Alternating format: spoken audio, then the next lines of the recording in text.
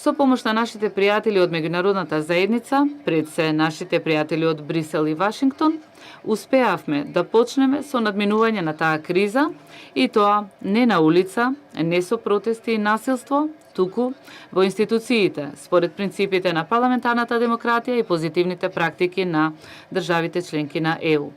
Токму во таа насока ја гледам и денешната седница на Собраниската комисија за европски прашања, на која премиерот Зоран Заев и другите владини представници ќе ни го представат подетално така наречениот План 369, во кој се наведени приоритетите и динамиката за потребните реформи.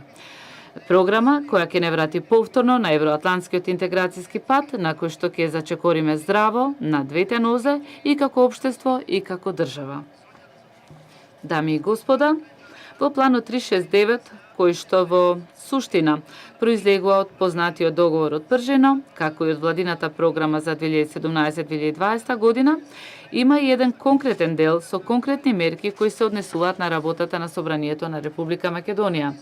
Меѓу нив има неколку мерки со кои се јакне надзорната улога на Собранието врз владата, односно извршната власт.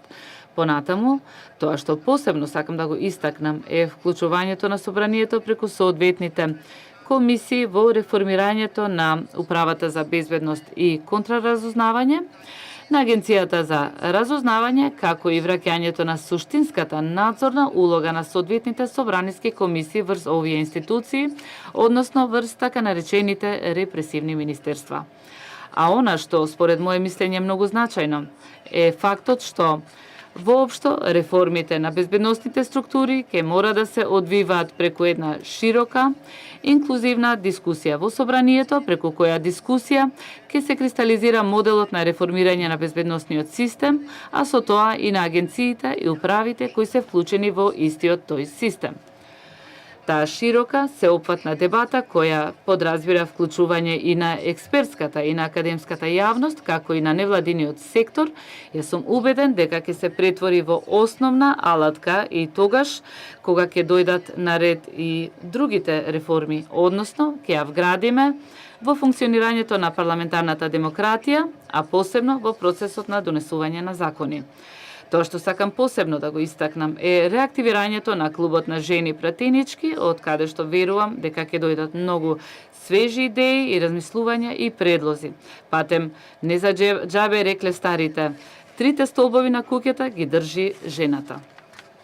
Почитувани, јас не претендирам дека историјата започнува со актуелната власт и актуелното парламентарно мнозинство кога станува збор за интеграцијските процеси.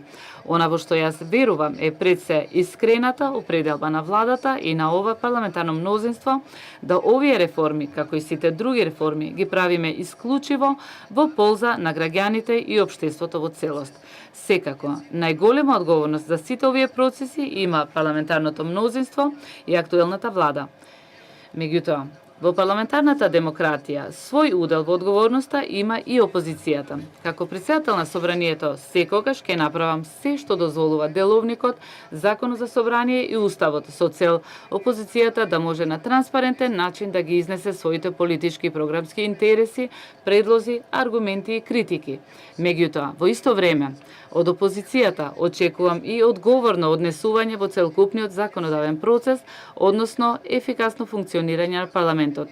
Според моје мислење, некои потези на опозицијата кои деновиве ги гледа целокупната македонска јавност, но и нашите меѓународни пријатели и партнери, не и помагаат ниту на парламентарната демократија, ниту на потребните реформи и на интеграцијските процеси во ЕУ и НАТО. Како прв меѓу еднаквите, јас не сакам да судам. Сепак, како претседател на Собранието, имам обврска да обезбедам нормално функционирање на законодавниот дом.